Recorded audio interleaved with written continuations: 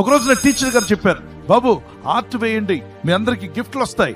Real piece అంటే నిజమైన సమాధానము.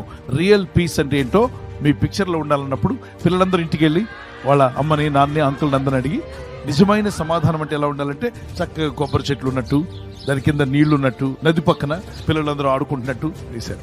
మరికొంతమంది పిల్లలు బాతులు నీటిలో జలకాలు ఆడుతున్నట్టు, హంసలు మర్రి చెట్టు కింద పిల్లలు కూర్చున్నట్టు పచ్చిక కనిపిస్తుందో పక్కన నది నీళ్లు కనిపిస్తున్నాయి. మరికొంతమంది సాయంకాలము సూర్యుడు అస్తమిస్తున్న టైంలో చక్కగా పశువులన్నీ ఇంటికి వస్తూ ఉన్నాయి, ప్రశాంతంగా ఉన్నాయి.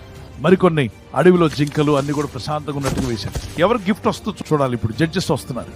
అయితే ఒక పిల్లోడు మాత్రం ఒక పిక్చర్లో సముద్రం ఒడ్డు నుండి చాలా మంది పారిపోతూ ఉన్నారు. గాలి తుఫాను, చెట్లన్నీ ఇలా వాలిపోతున్నాయి గాలికి.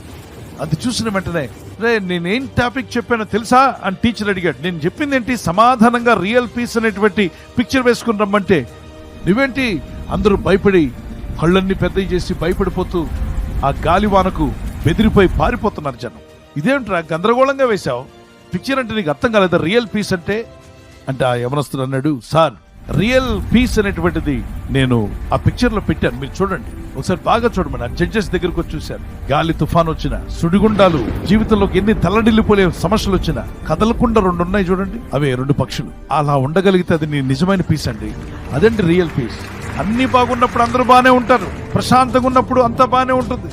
పరిస్థితులు బాగాలేనప్పుడు కూడా ఆర్థిక ఇబ్బందులను బట్టి కానీ, వ్యాధి రోగములను బట్టి కానీ, సమస్యలను బట్టి కానీ, శత్రువులను బట్టి కానీ, చుట్టూ జరుగుతున్న పరిస్థితులను బట్టి కానీ నీ హృదయమో కలవరపడకూడదు. నువ్వు సమాధానం కలిగి ఉండగలిగితే అది దేవుడికి ఇచ్చే సమాధానం, దేవుడికి ఇచ్చే ధైర్యం. దేవుడు ధైర్యం ఇచ్చాడని అర్థం.